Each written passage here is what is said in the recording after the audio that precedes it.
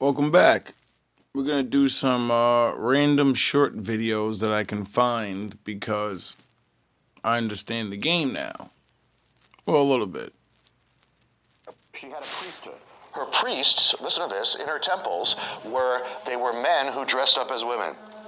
And they acted as women dressed up. So what's going to happen if she comes back? What's going to happen is, as she possesses a culture, is that men will start dressing. We'll start seeing that in our culture, which we do. And to be quite honest with you, she had a priesthood. Her priests, listen to this, in her temples they were men who dressed up as women. And they acted as women dressed up. So what's going to happen if she comes back? What's going to happen is, as she possesses a culture, is that men will start dressing. We'll start seeing that in our culture, which we do. These are her ancient priesthood. Also, they were involved in same-sex sexuality. We see that explosion as well. Also, it says, remember, she says she turns men into women, transitions them, and women into men. Many of her priests were actually surgically altered. She caused them to be surgically altered. I never knew that. Yes. I thought that was just something of our gen. Well, we do it more sophisticated, but she especially, all the gods, but they go after the children. Because if you have the children, you have the future. And so that happened in ancient times, happening now. And so you think, what would possess an adult to do this to children? Well, what would possess it? The spirit. The spirit of the goddess. She had a priesthood. Born in the Mwenye Mutapa Empire in the 1650s, Changamire Dombo began his career as a cattle herder. He quickly rose through the ranks, and in the 1670s, he rebelled against the Mwenye Mutapas by conquering the kingdoms of Torwa and Uteve. These victories fueled his ambition to become the ruler of the greatest empire in southern Africa. However, he faced challenges from both native and foreign powers, notably the Portuguese, who traded gold from the Mutapa Empire and now wanted to colonize it. In 1684, Changamire led his Razvi warriors to victory against the emperor at the Battle of Mutapa-Munkumbu, solidifying his position as the new ruler of the empire. In 1693, he raided the Portuguese settlement at the Feira and Ambarare. He defeated them, causing a mass exodus from the region. However, some who had settled at Manduka refused to leave. Infuriated, Changamire attacked them in 1695 and defeated them at their bastion. Traumatized, the Portuguese never attempted to invade the Mutapa Plateau again. In their writings, they described Changamire as a wizard and a demon due to his intelligence and military tactics. Born in the Mwenye Mutapa Empire, she had a priesthood. And to be quite honest with you, I don't care why you're masculine. It don't even matter. I don't care what happened to you as I'm a 40-year-old man. You got a daughter? No, I don't. Because But that's we not the compare point. your But my feminine. point is this. My point is this. Right. You all. She had a priesthood. Her priests, listen to this, in her temples And to be quite honest with you, I don't care why you're masculine. It don't even matter. I don't care what happened to you as I'm a 40-year-old man. You got a daughter? No, I don't. Because But that's not. she had a priesthood. Her priests. And to be quite honest with you, I don't care why you're masculine. It don't even matter. I don't care what happened to you as I'm a 40-year-old man. You got a daughter? No, I don't. Because But we that's not the compare point. your But my feminine. point is this. My point is this. Right. You all wouldn't care if a man came to you feminine and said, my dad wasn't in my life. My mom didn't teach me this. You say, bro, you're 38 years old. I don't want to deal with a feminine man that hasn't addressed his issues. So for me, dealing with a woman that way, I'm going to tell you the same thing. I understand you had issues or whatever growing up and you had to be a certain way, but I'm not going to put up with it as far as trying to be in a relationship with you because you don't know how to be a feminine woman. So what's a feminine woman? What's your definition? A woman that basks in her femininity. She knows how to be submissive to a man. She knows how to speak life into a man. She knows how to nurture. She knows how to take care of a home and take care of kids. She knows how to be accountable. She knows how to be reasonable. She knows how to be understanding when she's dealing with a man and knows which battles to choose when she's dealing with a man. And to be quite honest, I don't need a therapist. and to be quite honest with you, I don't care why. I don't need a therapist. My job. And to be quite honest with you, I don't care why you're masculine. Light to everybody. Make as much money as you can. Go to the gym. Get in good shape. Find other guys who are on the. Just be calm when things are going well. Be calm. Don't think you're on top of the world in the sense you always got to be wary because I've seen it. I've seen people come. I've seen people go. I've seen them come. I've seen them go. You got to be chill. Just take what's good in your life and move. The number one thing that you can do as a man is just to get your life in order. Just be the strongest, most honorable, best version of yourself. Don't be a bad person. Be a good person. Tell the truth. Be honorable. Protect the people that you care about. Be polite to everybody. Make as much money as you can. Go to the gym. Get in good shape. Find other guys who are on the same mission as you. That's what you need to do. And by doing that in and of itself, you're automatically going to be a beacon of resistance. Even if you don't do anything or say anything, just being a person who has his life in order, who's not struggling within his own mind, who's not depressed, who's not sad, who has other people on the same mission, same path as him, that's going to make you a beacon of resistance. The number one thing that you can do as a man is just to get your life in order. Just be the strong. Just be calm when things are going well. Be calm. Don't think you're on top of the world. In the sense, you always got to be wary, because I've seen it. I've seen people come. I've seen people go. I've seen them come. I've seen them go. You got to be chill. Just take what's good in your life and move forward cautiously and carefully. And thank God that you have that. It's very, very important not to overextend yourself when you think you got it. There's no such thing. Everybody's dispensable. Just look me in my face, boy, while you talking to me. You hear me? Now talk. Listen, my nigga. Y'all fucked up one of my questions. I wanted y'all to say something nice to each other. Face, nigga, you don't want to make no eye contact. You talking about look you in your face for what? What type of face am I fucking looking at? Your ugly ass face? I don't want to keep looking in your face. A face that didn't put in no work. A face that can't fucking rap. A face that I'm not scared of. A face that I know that can't beat me. A face that I see smiling because he had the happiest time of his life. It's like the dream come true for this nigga. That's the face I see. So I look at that face. I don't got time to look at that fucking face. You sitting there keep looking at my face because you a fucking fan. You been a fan. You been on my dick. So now you finally getting a chance to show the world. So we excited. We happy. That's why we doing this face to face. That's why you sitting across from me, because I'm the fucking energy. So don't tell me to look in your face. You sitting here to look in my face. My face, nigga. Just look me in my face, boy, while you talking to me. You hear me? What culture do you consider yourself a part of? I am Cherokee Native American, born here in Virginia. I have no African heritage whatsoever and no African relatives. I am all Cherokee Indian. How come? You probably are too. Well, why do you say that? Because the Indian is black, actually. It's the same people that Columbus met when he got off the boat. We are not African. This is Richmond, Virginia, where the first 20 slaves landed. There's no record of any other slaves landing here. Those 20 Africans that landed here were on a boat that was hijacked by Portuguese. The real black slaves here were Portuguese. Most of the slaves in this country were actually white, not black. My people owned slaves. We weren't slave owners. 96% of the southern slaves were owned by the 5 tribes of the Lakota. I am Cherokee, the largest of the 5 tribes. Okay, appreciate it, man. Oh, so they were black owners that owned slaves. Oh yeah, I kind of said that. And these are random fucking videos. I'm just going up and down. Okay. Proof that Jesus lived. On January 6, 1982, a man... Holy shit, 1982. That's when I was born. by the name of Ron Wyatt reported that he had found the Ark of the Covenant, located 20 feet below Christ's crucifixion site. However, that wasn't the only thing he found that day. Well, you see, Wyatt discovered that the lid of the box containing the Ark had split in two, and a dark, dry substance that had spilt into it. Thinking nothing of it, he brought a sample back to a lab in Israel, and later realized what he had found was actually blood. But not just any normal blood. Blood with only 24 chromosomes. Chromosomes coming from the maternal parent. Curious, he put the blood in a growth medium and realized that the blood was still alive.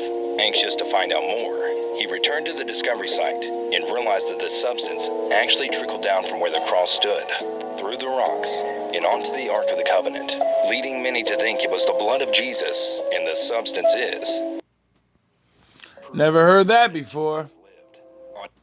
Why would a man who's earning $200,000 plus, who can have any woman, want you? I would be coming in with also my own 6-figure salary. Don't give a shit about your money. We don't care about your money or your career. The most important lesson I learned. Why would a man who's earning $200,000 plus, who can have any woman, want you? I would be coming in. The most important lesson I learned. Pay attention, ladies. Why would a man who's earning $200,000 plus, who can have any woman, want you? I would be coming in with also my own. Oh.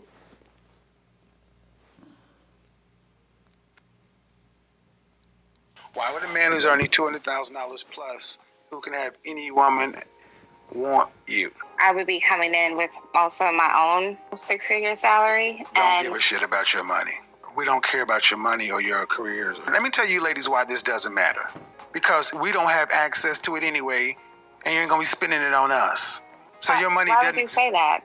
Who in general funds the relationship? I would say men in general. Right. What's the most you've ever spent on your man that's not a birthday, Christmas, or anniversary type gift? Just on a Tuesday.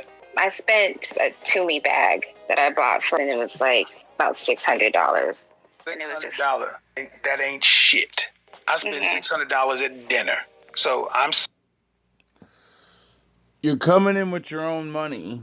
I'm making my own. I make the same money, but I'll spend $600 on you. You're pathetic. You don't deserve a good man. Now go get the fucking regular guy that $600 means something to, and go be with him, because he's going to appreciate that. He ain't going to have all that other money that you have, but you know, you're on the same spending level of showing your care for your spouse. So get that power couple shit out your head. Nobody, no man cares about your career. We want women that are going to, like, you know, be around. The fuck are you doing? If I'm working all day and you're working all day, when I want to do what I want to do, you're not going to be there. I spent $600 at dinner. So I'm sorry, your 6-figure job and everything else don't mean shit to us. I could pull $600 worth of shit and throw it at this camera right now. Why would a man who's earning $200,000? Oh, I miss you, Kev. Mess with the chick that like you, not the one you like. The one you like. Why would a man who's earning $200,000 plus? The most important lesson I learned? Mess with the chick that like you, not the one you like. The one you like, you're gonna accept all kind of stuff out of it. And y'all know it's true. You're gonna accept all kind of stuff, but you never accept off another chick. And it might be another chick right next door that like you and gonna do everything and keep you right. But you rather mess with this pretty girl over here that's giving you all kind of problems, you dig? That's how the world goes. A lot of people have a tendency to right people they're supposed to treat right, that's loyal and dedicated, they overlook it and they treat the other people right. That mean them no good, no intentions. And that's life. Most important lesson. Proof that Jesus lived. Okay.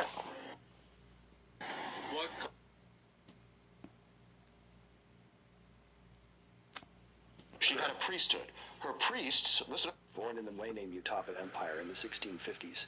Who were the ancient Ethiopians? According to ancient Greeks, Ethiopians were blameless, the tallest and handsomest men. They were the first humans and the first to worship the gods. The gods were so pleased by their piety that they never let them be conquered by foreign nations. They even said that Egyptians were Ethiopian colonists led by King Osiris. Most people believe that it's about this Ethiopia, but this is how Greeks portrayed those Ethiopians. Nothing to do with these Ethiopians. Ethiopian means burnt faces. It designated all black Africans living directly south and west of Egypt. Modern Ethiopia was then known as Axum. When invaded, Egyptians fled to ancient Ethiopia, which is Nubia or Kush. There, they regrouped with their fellow Africans to fight back. No foreign nation had ever conquered the Black Coalition, until King Ezana of Axum, who joined forces with Romans in Egypt, attacked them, creating two fronts. Ethiopia fell, and Ezana proclaimed himself King of Ethiopia. That's how Axum usurped that identity and became known as Ethiopia. Subscribe and activate the bell. Who were the... This boy with a disability conquered an empire. Sundiata Keita was born in 1217 in the kingdom of Kangaba. Despite being born with a physical disability that made it difficult for him to walk, he was brave, and through his determination, he one day miraculously got up and walked. He became a leader among his peers. Unfortunately, tragedy struck when Sundiata's father, King Nermagan, died.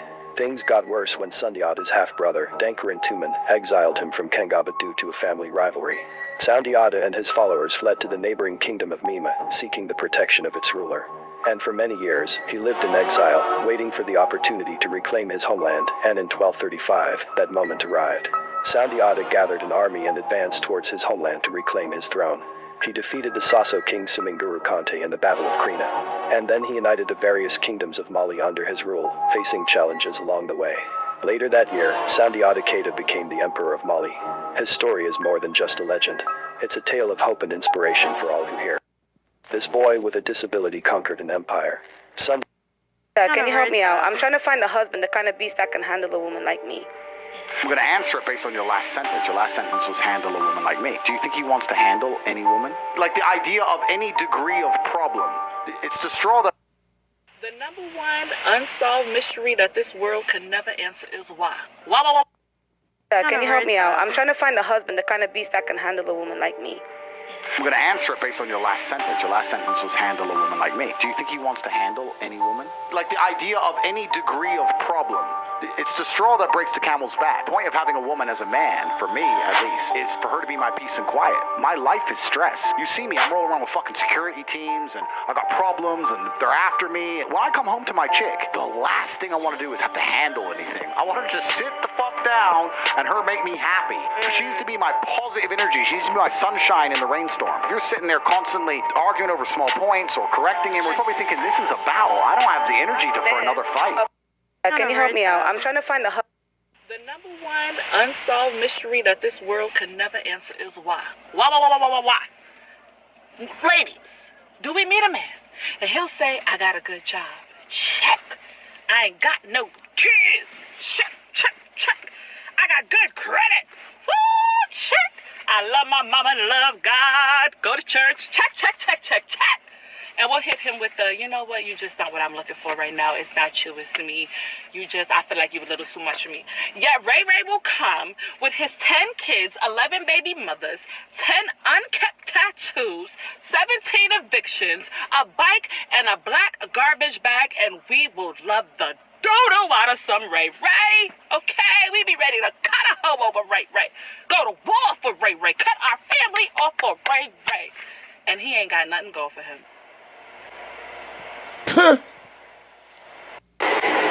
What would you do if I broke in your house?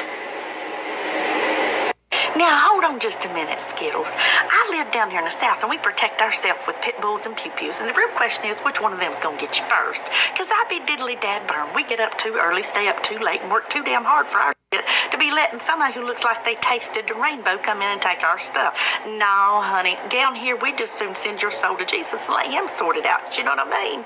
This is the way I see it. If you're ever skipping your happy ass down here on the streets in the South and you get this hair up your butt to come into one of our houses, I suggest you do one of two things, baby. You hit your knees and you start praying to the Lord because you fixing to meet him.